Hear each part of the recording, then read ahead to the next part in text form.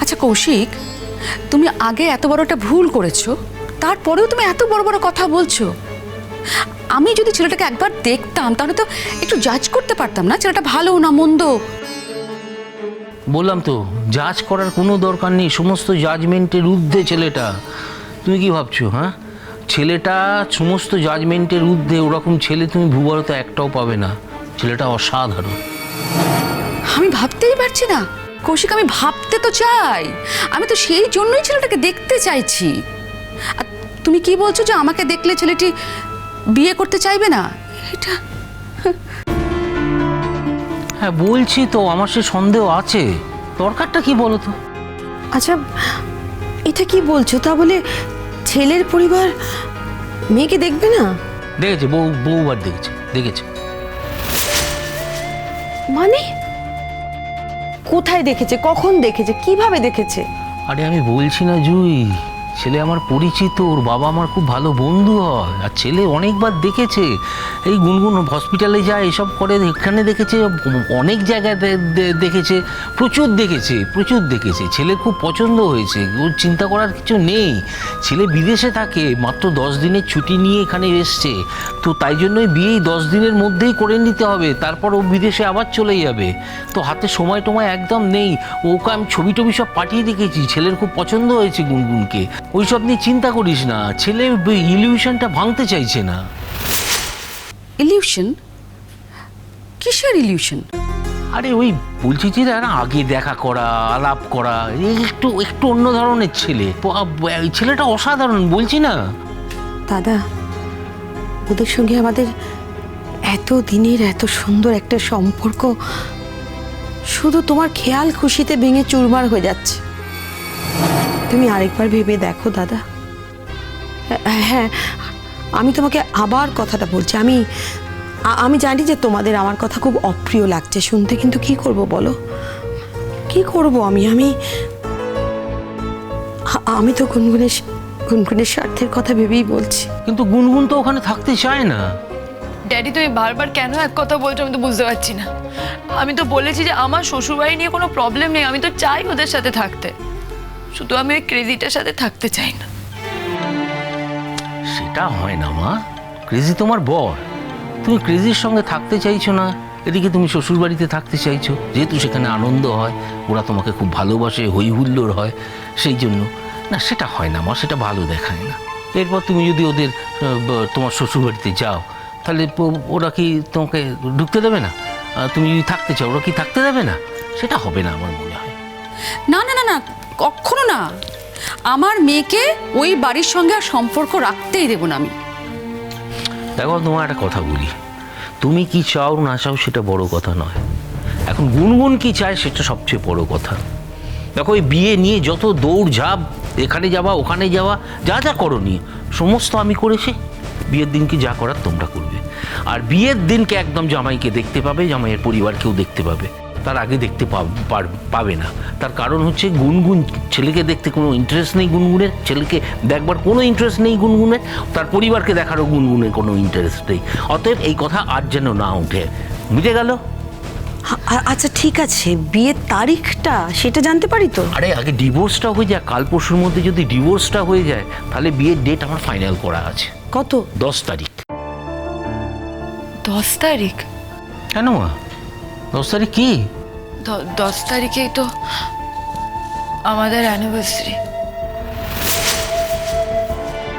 বাহ, ফ্যান্টাস্টিক, ভালোই হলো। এমনিতেও তোমার 10 তারিখে ক্রেজির সাথে অ্যানিভার্সারি হচ্ছে না, আর 10 তারিখে তুমি ক্রেজিকে দেখিয়ে দাও বিয়ে করে যে তোমার কিচ্ছু এসে যায় না। আমি না এটাই বুঝতে পারছি না দাদা, যে হঠাৎ করে তুমি এতটা বদলে গেলে কি করে? তুই না কি জুই, তোর দাদা কখনো বদলাতে পারে? তোর দাদা কখনো বদলাবে না। যদি বদলায় তাহলে নিজের মেয়ের জন্য বদলাবে, মেয়ের ভালোর জন্য বদলাবে। এই পৃথিবীতে আমার কাছে আমার মেয়ের থেকে বড় কিছু নেই। আমার মেয়ের মুখের হাসি আমার কাছে সবচেয়ে বড়। ভালো করে নিজের মেয়ের মুখটা দেখেছো? হাসি আছে সেখানে? মেয়েটার মুখটা কান্নায় থমথম করছে, দেখো, ভালো করে তাকিয়ে দেখো। হ্যাঁ ঠিক আছে, ওটা প্রথম প্রথম কয়েকদিন হবে, তারপর আস্তে আস্তে সব ঠিক হয়ে যাবে। গুনগুন, তোর কষ্ট হচ্ছে মা? কষ্ট? কিসের কষ্ট? না আমি বলছি তোকে কিসের কষ্ট বলতো? ওই ক্রেজিটার হাত থেকে বেরিয়ে এসে ও বরঞ্চ বেঁচে গেল। হ্যাঁ, সারা দিন ওখানে তুই তুলি না মুই তুলি, ঝগড়া ঝাঁটি অশান্তি কেন সহ্য করবে আমার মেয়েটা? কি কারণে সহ্য করবে? শুধু তাই নয়, ওই কত অপমান, ওই ডিন স্যারের বাড়িতে গিয়ে কত অপমানিত হতে হয়েছে, কোনো প্রতিবাদ করেনি। ও কি সত্যি ওকে ভালোবাসে? আদৌ ভালোবাসে কি? একদম ভালোবাসে না। কেন আমার মেয়ে এত অপমান সহ্য করবে? কেন আমার মেয়ে এত অশান্তি সহ্য করবে? না, একদম সহ্য করবে না। আমার মেয়ের মুখে আমি হাসি দেখতে চাই।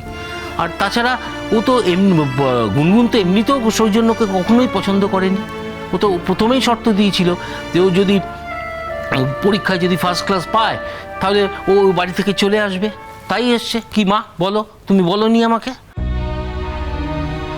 বিয়ের আগে ওরকম অনেক কথা অনেকেই বলে দাদা, কিন্তু বিয়ের পরে যখন ওই ছেলেটা স্বামী হয়ে যায় তখন তার কাছ থেকে সরে আসতে অনেক বাধা থাকে। আর সব থেকে বড় বাধা তৈরি হয় বোধহয় নিজের মনে। সেটা হয়তো হয়, কিন্তু আমার মেয়ের সেটা হয়নি। তার কারণ ও তো কোনোদিনই ওকে স্বামী বলেই দেখেনি, স্বামীর চোখেই দেখেনি ওকে। তো সেই কারণে কি গুনুন মা, দেখেছো কোনোদিন বলো? দেখো নি তো, তুমি তো আমার নিজে বারবার বলেছো।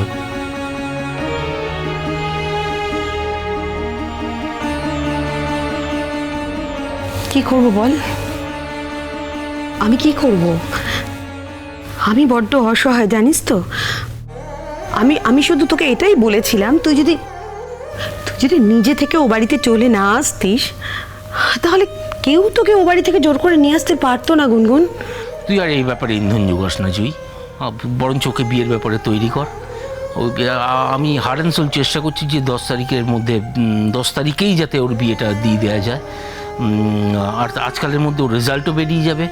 আশা করছি রেজাল্ট ভালো হবে, তুমি একটা ব্রিলিয়ান্ট রেজাল্ট করবে, তারপর তোমার একটা সুন্দর বিয়ে হবে, তোমার একটা নতুন জীবন শুরু হবে, ওই ক্রেজিটার হাত থেকে তুমি মুক্তি পাবে মা। কী হয়েছে মা, তুমি কাঁদছো কেন মা বলো? আচ্ছা তুমি তো দিনের পর দিন আমায় বলেছো যে তুমি ওর সাথে থাকতে চাই না, তাহলে তুমি এখন কাঁদছো কেন বলো? আমি তোমাকে বলেছিলাম ড্যাডি। তাহলে ও মুক্তির আনন্দে কাঁদছো, তাই তো? তাই হবে, সেটাই হবে। ও মুক্তির আনন্দেই কাঁদছে। এতদিন পর ওই ছেলেটার হাত থেকে মুক্তি পাচ্ছে, তো আনন্দ হবে না? ও যে কাঁদছে এটা আনন্দাশ্রু বলে, আনন্দের চোখের জল। ওর একদম মন খারাপ হয়নি। তুমি আমার কথা শোনো, আমি বলছি এটা ওর আনন্দের চোখের জল। আমিও তো তাই বলছি না মা, তুমি বলো মা। না না, সবচেয়ে বড় কথা তুমি বললে সঙ্গে সঙ্গে সইটা করে দিল। না ড্যাডি, আমি অনেকবার বলেছি, বাধ্য করেছিলাম ওকে সইটা করার জন্য, তাইও।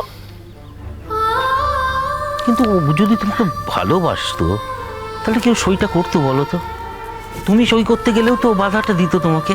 ও বাধা দিয়েছিল ড্যাডি, অনেকবার বাধা দিয়েছিল, কিন্তু এটাও তো সত্যি যে ওর আগে সইটা আমি করেছি। ও রেখে গিয়েছিল, ও সইটা রেখে গিয়ে করেছে। কিন্তু সই তো করেছে, তার মানে ও তোমার সাথে থাকতে চায় না। আর যে তোমার সাথে থাকতে চায় না তার সঙ্গে তুমি কেন থাকবে? গুনুন আনন্দ করো মা, আনন্দ করো, এখন কেঁদো না। তোমার সামনে অনেক আনন্দের দিন আসছে। তুমি একটা কথা ভেবে দেখো, ওই ক্রেজিটার হাত থেকে তুমি বেঁচে গেলে। আনন্দ করো, কেঁদো না গুনগুন, আনন্দ করো।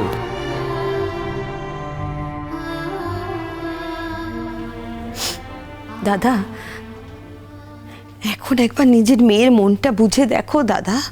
দেখো মেয়েটা কিরকম কান্নাকাটি করছে। ওকে অন্য কোথাও পাঠালে ও ভালো থাকবে না দাদা। ও সৌজন্যকে খুব ভালোবাসে দাদা, আমি জানি। হ্যাঁ, তুমি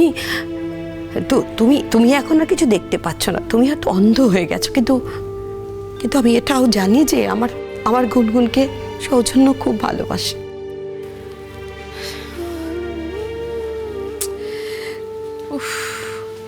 তোমার বোন না তোমার মেয়েটার মাথা একেবারে বিগড়ে দেবে। বিগড়ে দিক না, তুমি তো আছো, তুমি তোমার মতো করে আবার সোজা করে দেবে।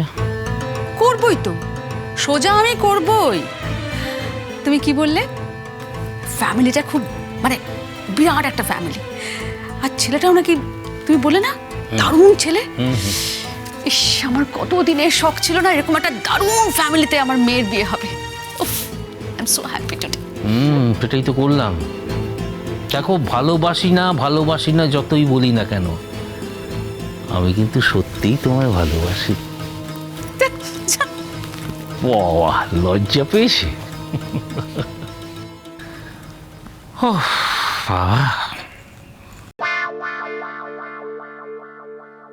তোমাদের অ্যানিভার্সারির দিনকেই নাকি ওই বিয়ের প্ল্যানটা করেছে, তাই ডিভোর্সটা কিন্তু হয়নি। আমি যদি ফাইনালি বেঁকে বসি তাহলে কি হবে? ও কিন্তু ডিভোর্স পাবে না।